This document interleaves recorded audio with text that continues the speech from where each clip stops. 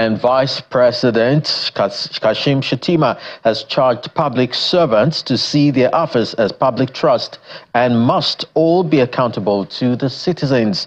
He gave the charge at the 2024 Nigeria Excellence Award for Public Service held in Abuja, where he represented President Bola Ahmed Tinubu.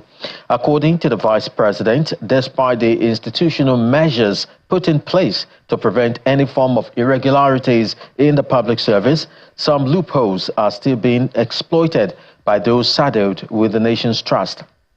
He urged public servants to always be guided by the fact that the nation's public institutions are not personal enterprises and that as public servants they are employees of the Nigerian people.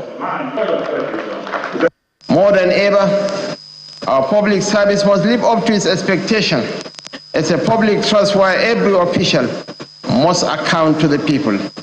And ours is to create an ecosystem where not only stand out, but stand apart from those who sabotage us.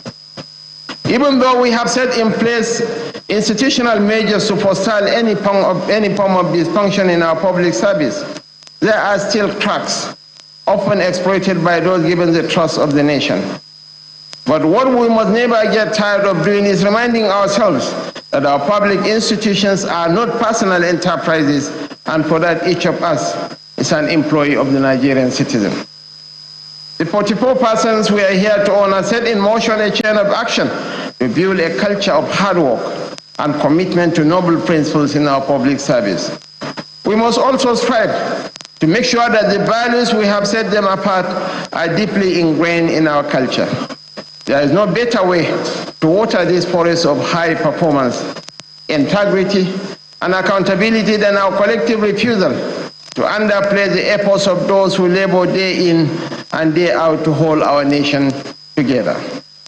Our promise as ever remains that our administration is committed to creating an environment where merit is rewarded and where every public servant feels valued and motivated to give their best.